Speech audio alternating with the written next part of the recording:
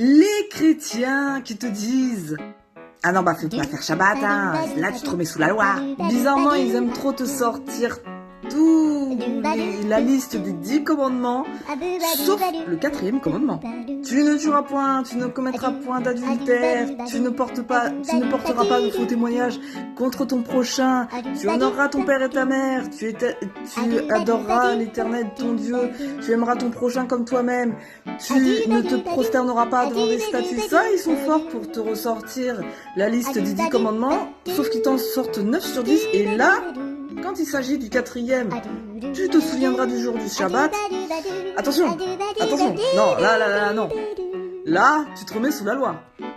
J'aimerais bien savoir quand même c'est quel degré d'hypocrisie à ce stade-là. Non, parce que qu'on soit bien d'accord, à aucun moment Jésus a dit de ne pas faire Shabbat. Il a juste dit qu'il y a certaines règles qui étaient excessives et qu'il ne fallait pas se priver de faire le bien durant le Shabbat. J'ai quand même à rappeler que Jésus était juif et que lui-même respectait le Shabbat. Alors personnellement, chacun fait ce qu'il veut, hein. Le chrétien qui n'a pas envie de respecter le Shabbat, il respecte le Shabbat. Mais aller dire aux gens qui veulent respecter le Shabbat, qui se remettent sous la loi, sachant que se remettre sous la loi, c'est quand même sorti de son contexte. Non, parce que ça veut dire quoi se remettre sous la loi?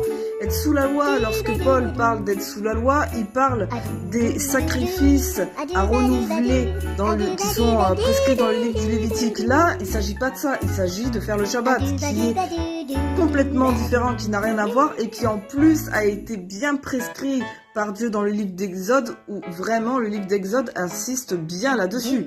Alors évidemment, je ne force personne à faire Shabbat, libre à chacun de faire Shabbat ou non. Par contre, à l'inverse, aller voir un chrétien qui a décidé de respecter le Shabbat pour lui dire « Oh, faut pas que tu fasses ça, c'est pas bien, là tu te remets sous la loi ». Désolé mais non.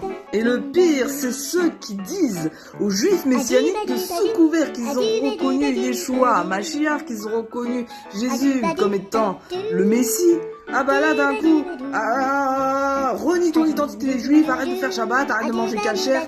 Non, laisse-les. Un juif, c'est un juif. Bref, il y a un manque de logique total dans certaines interprétations bibliques de certains. Shavuot Tov.